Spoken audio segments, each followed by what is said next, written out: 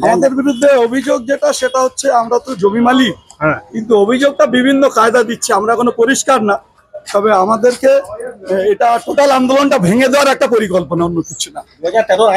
2013 আইন চাইছি, আইন মোতাবেক চাইছি আমরা, সেটাকে ভেঙে দিয়ে এই আন্দোলনটাকে ধ্বংস করে দেওয়ার পরিকল্পনা ছাড়া আমরা অন্য কিছু আর দেখতে পাচ্ছি না। মানুষের জবাব দেবে, গ্রেফতার করা যায় না, কিন্তু এ রাজ্যে অনেক কিছু হয়।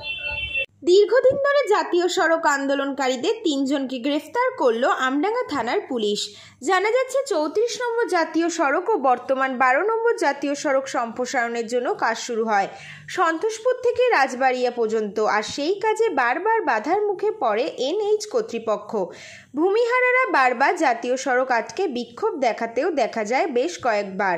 পুলিশ সূত্রে জানা যাচ্ছে আইনের বাইরে কিছু কাজকর্ম করার জন্য আন্দোলনকারীদের 3 জনকে অ্যারেস্ট করা হয়েছে। সোমবার রাতে আমডাঙ্গা থানার পুলিশ 3 জনকে তল্লাশি চালিয়ে পুলিশের পক্ষ থেকে তাদেরকে অ্যারেস্ট করা হয়।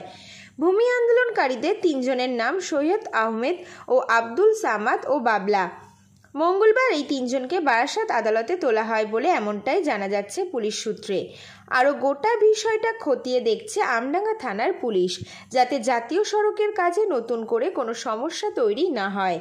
জাতীয় সড়কের কাজ চলবে, যতদিন কাজ শেষ না হয় তত পর্যন্তই।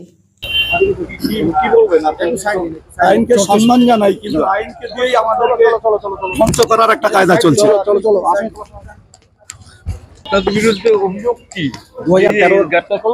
আমাদের বিরুদ্ধে অভিযোগ যেটা সেটা হচ্ছে আমরা তো জমি মালিক, কিন্তু অভিযোগটা বিভিন্ন কায়দা দিচ্ছে, আমরা কোনো পরিষ্কার না। তবে আমাদেরকে এটা টোটাল আন্দোলনটা ভেঙে দেওয়ার একটা পরিকল্পনা, অন্য কিছু না। 2013 আইন চাইছি, আইন মোতাবেক চাইছি আমরা, সেটাকে ভেঙে দিয়ে এই আন্দোলনটাকে ধ্বংস করে দেওয়ার পরিকল্পনা ছাড়া আমরা অন্য কিছু আর দেখতে পাচ্ছি না। মানুষের জবাব দেবে। এইভাবে গ্রেফতার করা যায়? গ্রেফতার করা যায় না, কিন্তু এ রাজ্যে অনেক কিছু হয়। 12 বছর এই আন্দোলনটা চলছে, শান্তিপূর্ণভাবে চলছে। এ রাজ্যে অনেক কিছু হয়, এটা আমরা বুঝছি। দাবি করছি আমরা, বৈঠক চলছে।